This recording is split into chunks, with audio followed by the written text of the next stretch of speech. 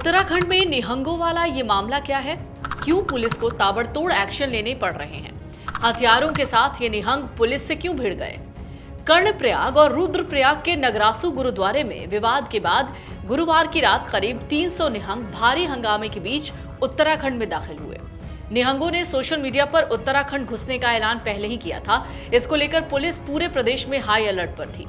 ऐलान की तरह निहंग भारी संख्या में बॉर्डर में दाखिल हुए।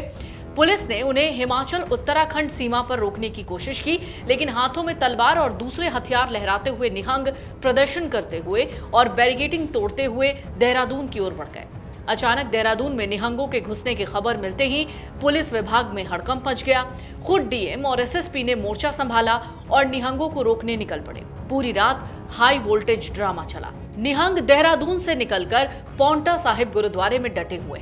इधर बॉर्डर पर अभी भी सुरक्षा बल तैनात हैं और तनाव बढ़ा हुआ है। लेकिन सवाल यह है कि पूरे बवाल की कहानी शुरू कहां से हुई? इस पूरे बवाल की कहानी शुरू होती है 16 जून 2026 से। उसी दिन सुबह 10 बजे करीब बाइक सवार कुछ निहंग हेमकुंड साहिब की यात्रा करके कर्णप्रयाग पहुंचे। वो वापस पंजाब जा रहे थे। एक होटल के बाहर बाइक पार्क करने को लेकर एक व्यापारी यानी बिजनेसमैन के बेटे से एक निहंग के बीच लड़ाई हो गई। बहस धीरे धीरे इतनी बढ़ गई कि नौबत मारपीट तक आ गई। स्थानीय लोगों का आरोप है कि निहंगों ने तलवार निकाल ली और युवक पर हमला कर दिया। कुछ का कहना है स्थानीय लोगों और निहंगों में दोनों पक्षों की तरफ से मारपीट हुई। हंगामे के बाद भीड़ बढ़ने लगी तो निहंग बाइक पर सवार होकर भाग निकले। स्थानीय लोगों ने उन्हें कर्णप्रयाग से कुछ किलोमीटर आगे गौचर पर दबोच लिया।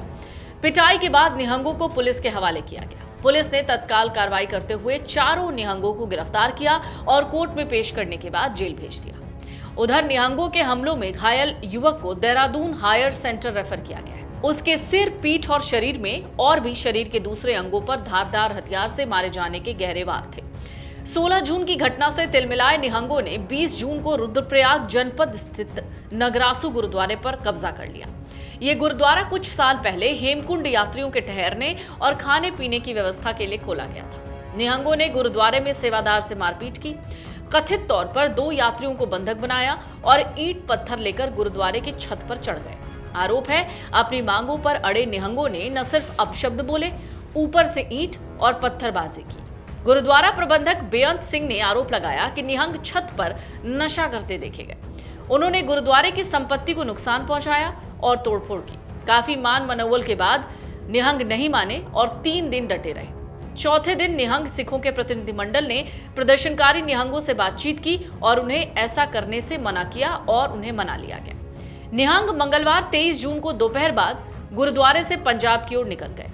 सोशल मीडिया पर निहंग सिखों ने 25 जून को उत्तराखंड कूच का ऐलान किया था, जिसके बाद देहरादून समेत प्रदेश भर में पुलिस अलर्ट पर थी। हुआ भी वहीं, करीब 300 निहंग सिख हथियार और गाड़ियों में भरकर हिमाचल प्रदेश और उत्तराखंड सीमा पर स्थित कुल्हान बॉर्डर पर पहुंच गए। देर रात तक हाई वोल्टेज ड्रामा चला। कुल्हान बॉर्डर पर पुलिस ने उन्हें रोका और रोकने के बाद दोनों पक्षों के बीच तीखी झड़प हुई। पारंपरिक नीले वस्त्र पहने और तलवार, लोहे की रॉड और दूसरे धारदार हथियार लिए निहंगों ने बलपूर्वक बैरिकेड हटाए और आगे बढ़ गए। इस दौरान निहंग प्रदर्शनकारियों ने ऐलान किया कि वो अपने सिंहों को वापस लिए जाने बिना नहीं लौटेंगे। एक निहंग ने तो बातचीत में यहाँ तक कहा कि हम उत्तराखंड के लोगों के साथ विवाद को टकराव नहीं बल्कि आपसी समझौते से सुलझाना चाहते हैं। ये भी दावा किया कि पुलिस के वरिष्ठ अधिकारियों ने उन्हें आश्वासन दिया है कि गिरफ्तार निहंगों की जमानत की प्रक्रिया अगले कुछ दिनों में पूरी हो जाएगी। निहंगों का आरोप है कि पुलिस ने मामले में एक तरफा कार्रवाई की है। वो चारों निहंगों की रिहाई की मांग कर रहे हैं।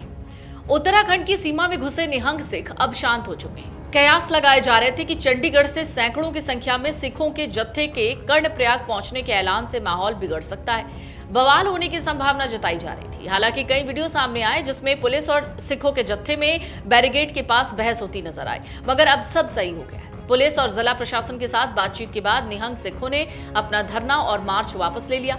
हालांकि बॉर्डर पर पहुंचे निहंग अभी भी आपस में बात कर रहे हैं। अभी 11 बजे के करीब उनकी पुलिस प्रशासन से फाइनल भी बातचीत हुई है। अब एक बार फिर से इस मामले को बड़े शॉर्ट में समझ लीजिए। चमोली के कर्णप्रयाग में 16 जून को निहंग श्रद्धालुओं और स्थानीय युवक के बीच मामला गंभीर हुआ था, जिसके बाद 20 जून को रुद्रप्रयाग जनपद के नगरासू में निहंग श्रद्धालुओं ने गुरुद्वारे के सेवादारों को बंधक बना लिया। बवाल बढ़ा तो चमोली के कर्णप्रयाग में धारा 163 लगाई गई। 3 दिनों तक निहंगों का कब्जा बना रहा गुरुद्वारे पर। अधिकारी कहते हैं 72 घंटे के बाद 23 जून को मंगलवार की शाम निहंग सिखों ने गुरुद्वारा परिसर खाली किया। उन्होंने ये भी बताया कि पंजाब के एक प्रतिनिधिमंडल के साथ बातचीत के बाद गुरुद्वारा खाली किया गया और निहंग लौट गए। निहंग सिखों ने फिर 25 जून को कर्णप्रयाग पहुंचने का आह्वान किया था। पंजाब के अलग अलग प्रांतों से बड़ी संख्या में जत्थे मोहाली में एकत्रित हुए थे। वहीं दूसरी तरफ निहंग सिखों के आने की खबर मिलते ही उत्तराखंड पुलिस सभी सीमावर्ती बॉर्डरों पर अलर्ट हो गई थी।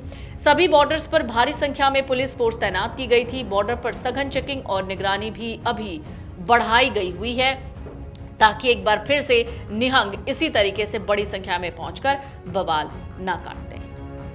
अगर आप ये वीडियो YouTube पर देख रहे हैं तो हमारे चैनल को सब्सक्राइब कर बेल आइकन दबाएं और Facebook पर देख रहे हैं तो हमारे पेज को लाइक करें।